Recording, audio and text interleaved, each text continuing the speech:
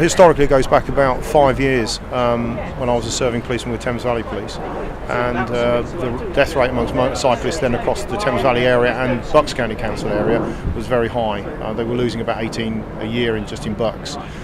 So I went with them with an idea that if we gave some people some cost-effective training, because one of the problems is cost. And Bucks County Council agreed to fund 50% of the cost of the running costs of the programme.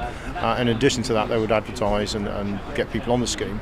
And it was originally run as a pilot to see how successful or unsuccessful it would be. And in the first year, they saw their casualty rate drop.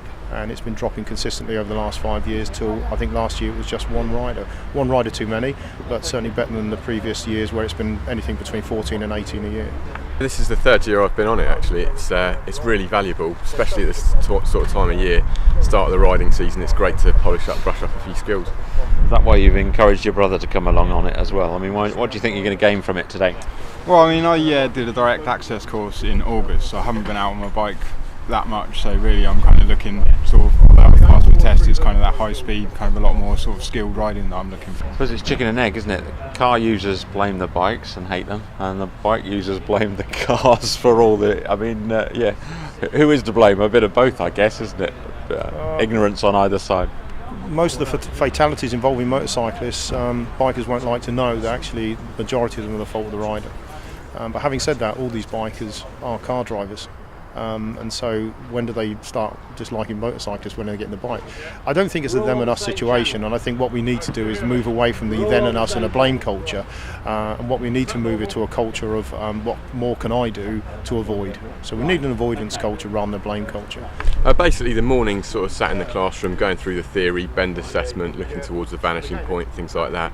They'll run you through overtaking and filtering and the bends, and then in the afternoon obviously you go out and put into practice what you've learned. We're in radio communication with them, and that means that if we start seeing things that we don't think are appropriate, we can just rein them in.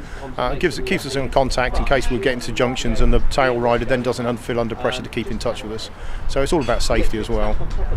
So have you picked up some points and found out some things that you were horrified that you didn't know about that you've been driving around? Yeah, absolutely. It's just little things really that kind of you get used to doing, or you've kind of picked up, and that's what you do, and then you kind of just get the examples of what you should be doing or kind of where you should be positioned, and it just gives you a real insight. And it kind of, you can see them sort of highlight the things that you're doing wrong. So. And this is the first one here in Princess Risborough in this sort of season this time. There's quite a few more here and over at Winslow. How do people get in touch and subscribe to it if they can? Well, it's called the Be a Better Bike. If you type Be a Better Biker into any search engine, it will usually come up with Bucks County Council, but you can contact Bucks County Council on their usual number, which on the top of my head is 01296 39 5000. Ask for the road safety team, or go onto the Bucks County Council website, and you'll be able to get links through there.